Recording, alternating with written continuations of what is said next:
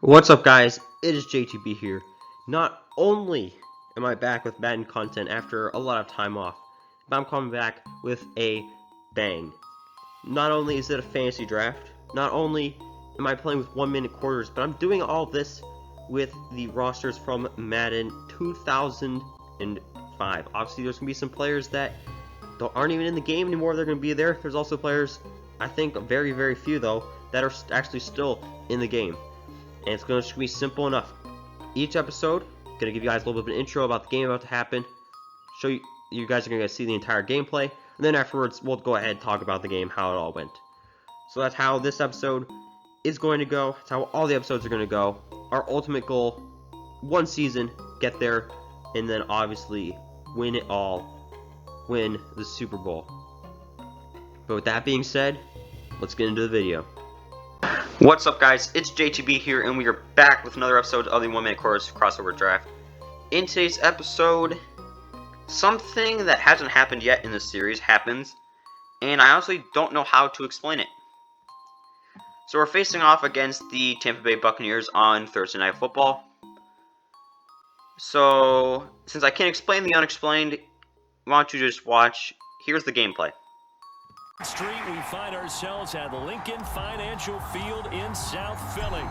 Tonight we kick off Week 6 with a great Thursday night matchup between the Tampa Bay Buccaneers and the Philadelphia Eagles. No run back here on the opening kickoff as we'll start at the 25. So out come the Bucs now for their first drive. And leading them, Charles, their quarterback, their field general. His game last week reminded me of the old song, accentuate the positive. That's about all he did, right? Yeah. 3 touchdown passes, over 300 yards in the air. Receivers happy. And they got the win. Got the win. If you're a running back that likes to catch passes, they're happy as well. Big time game. On 1st and 10, Warner.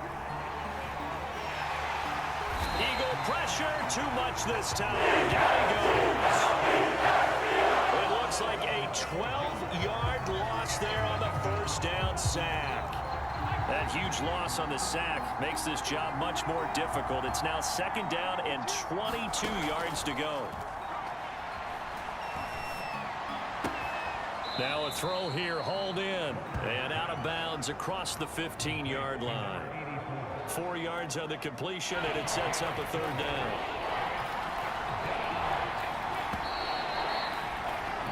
No score after 1 on EA Sports. I don't think this is the script they had in mind for their opening drive. This is 3rd and long.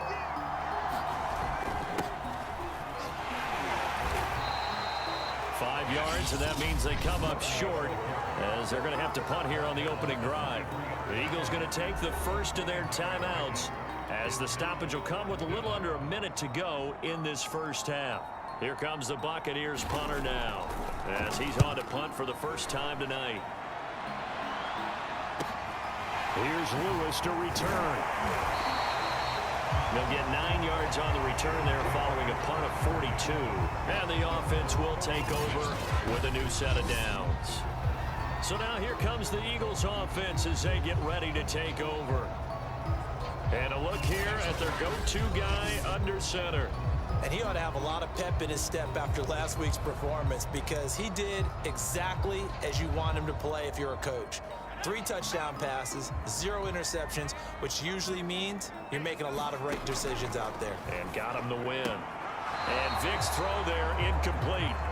Well, you know, this club, there were some reports earlier in the week, and most have heard this by now, the so-called unnamed sources that were saying all is not rosy in that locker room. There's whispers that 1 or 2 guys, CD, have kind of had enough of how things are going and have been going. How would you handle that as a coach? Well, you and I both know all the coaches that we've dealt with and come in contact with. They'd love to get their hands on those unnamed sources, wouldn't they? But they know that that's not possible, so I think they've got to go in there and make sure that this isn't a distraction. They also know that once the grumbling starts, it becomes a slippery slope, and it's hard to stop the fall. But I think you need to sit some guys down and say, hey, look. He cannot get away. Down goes Vic. The Eagles hustling to the line, clock rolling.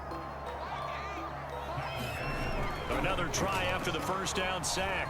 Vick dancing to his left. And he's got Shockey. And he takes this just a few yards shy of the red zone before going out.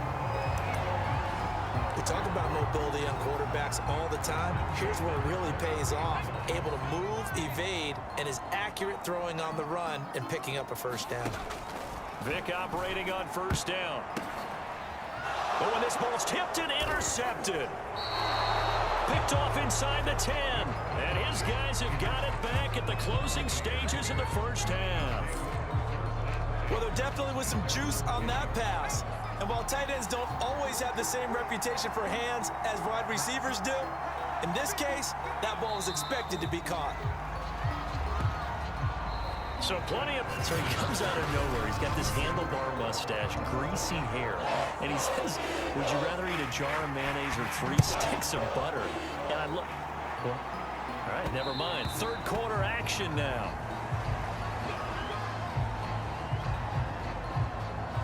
So back onto the field, here come the Eagles for their second drive. And Charles, a scoreless first half. How does that change how you assess things here moving forward? Well, it doesn't change it a whole lot because remember, it's still scoreless, which means you're starting from 0 again, so you just have one half to play instead of 2. What I would look at my play sheet, though, and see is something that maybe loosens things up for my guys, gets a smile on their faces, and gets them going to begin the second half. We always hear from coaches how much they like to run crossing routes because they want to hit their receivers on the go, get them the ball, and keep them moving. How about when you hit a tight end that way? Okay, the receivers are going to run past you most of the time. The tight end. And a nice spin into some open field. And he'll go down, but not before getting this inside the 30. Now the defense going to use the first of their timeouts. That'll leave them with 2 remaining. We'll be back after this.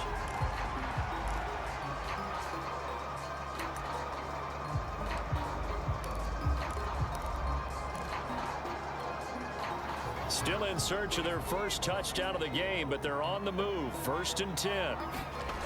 Vick to throw it. It's incomplete. Took a shot, couldn't connect. As defensive coordinators around the league tell me all the time, that throw is not for every quarterback because you've really got to drive the ball downfield. It's going to be a tight window for him to fit that one into. In this case, unsuccessful. And this throw incomplete. Well, the defender all over him that time, but it's going to lead to 3rd down. So back-to-back incompletions.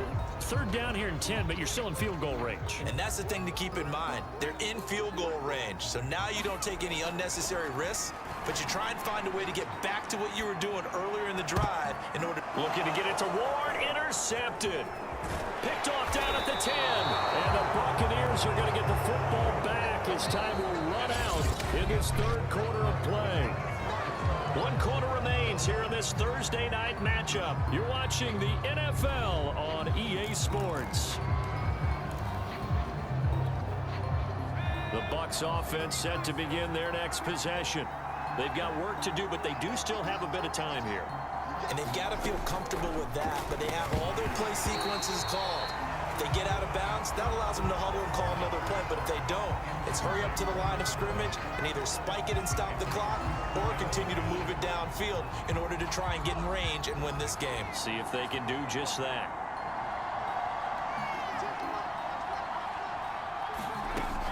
Out of the gun, here's Warner.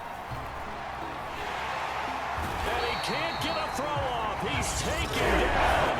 What a huge play at this point in the game.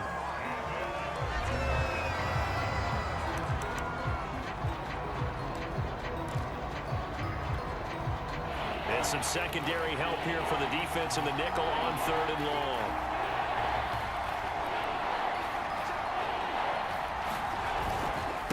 Now a handoff here to his running back. Room here to run. And he's able to take this one up to the 35-yard line. Now the Eagles will use the 2nd of their timeouts as they get the stoppage with just under 50 seconds remaining in the 4th. And the punt team on now as this one's sent away. Pulled in at the 24. A very good return there. Give him an even 20 yards. And out will come the offense as they take over. Here's the Philadelphia offensive unit now as they head out to take over possession. They need to get this around the 40 to have a chance to win it in regulation. From the 40, it's a 57-yard field goal, so that gives you a gauge. And all they're trying to do now is pick up yardage in good chunks and get out of bounds to stop the clock. If they end up running a play and get tackled in bounds, they're worried the clock may run out on them and finish the game. And they'll have to be careful how they handle this. And he gets it down a yard or two shy of the 30 before he's out of bounds. The improv on the scramble there gets him 6, and it'll be second down. Okay, he's not going to get the first down, but this is still a nice job of buying some time and then running to get to the sideline and get out of bounds and avoid the big hit. From the 31, Vick. He's got Smith here. And he'll be out of bounds just inside the 25-yard line.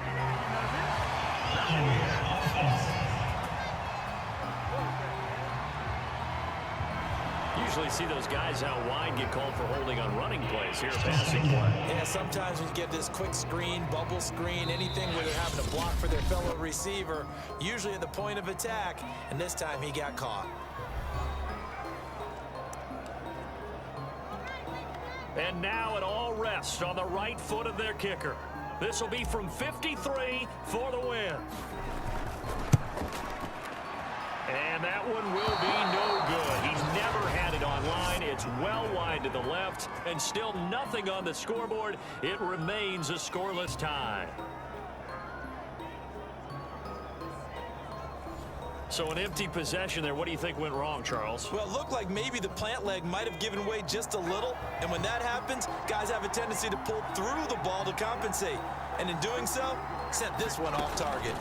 Now a first down throw. Warner, he's going to look deep for more. And this one is incomplete. Final whistle blows, and we need some extra time here to decide who will be the victor. 60 minutes, just not enough some days to decide who's going to win the game. And here in overtime, if the team that receives the ball scores a touchdown, it's over. If they don't, we can still have some more football. That's exactly right. If they go down and kick a field goal, the other team gets a possession to either match it or score a touchdown to win the ball game. If both teams kick field goals, the next team to score wins. But if the receiving team throws a pick six or fumbles the ball and it gets picked up by the defense and they score, the game is over at that point. Nothing between these two teams for 4 quarters. Here we go to begin overtime. And they will play it safe here and bring this one out to the 25. Here comes the Tampa Bay offense now heading back out onto the field. They're set for their first drive here in overtime, and this is where the crowd can really become a factor. They've had to battle it all day, but I know what you're saying. In overtime, that gets doubled, doesn't it? At least, because now the crowd really wants to be involved and help their team, and that first drive can dictate the whole thing because they know if this team takes it downfield and scores a touchdown, it's game over. It's been loud in here so far. Now a first throw here in overtime. And that is incomplete. A lot of force bearing down on him there. He could not hang on. It's third down. An incomplete pass on that last play, and that means they'll need to come up with something here on third down. Now Warner. And he's going to have the hook up to Gage. And a good job defensively. They stopped him short of the first at the 32. Here comes the Buccaneers punter now. On for a very important punt here in overtime.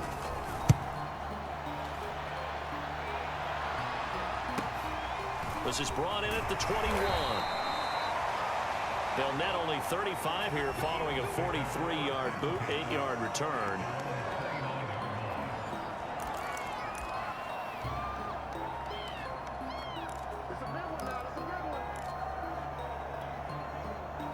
The Eagles offense set to begin their next drive.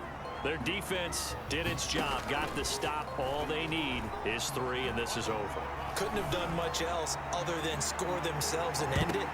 But they turned it back over to them, and now all they need is a field goal to win the game. An excellent job by the defense. Can the offense finish things off? Now part one is done, now part two. Once that ball was popped in the air, you could almost hear the silence, the collective breath being held here in the stadium. Let's be honest about it. We both came out of our chairs, didn't we? All right, anytime you see the ball in the air like that, there is that collective rise, the crowd holding its breath, and boy, oh boy, the moment of truth as it comes down. Man, that was 0-0. A score that you really only ever see in horrible, horrible high school football. But 0-0. There was no crazy weather. They were just horrible, and we just could not score. They had negative 11 passing yards. Not negative 11 rushing yards, negative 11 passing yards. They had no first downs, but I just could not execute in the red zone. It's a 0-0 game. I don't even know what to think after that last game, but we're facing off against the Raiders next week. I'll have to go back and watch the film to try to figure out what exactly happened, but that was just not my game. Hopefully tomorrow's episode is my game. Yeah, I'm good to go and think about stuff for a little while. Thank you guys for watching, and it's JTB signing off.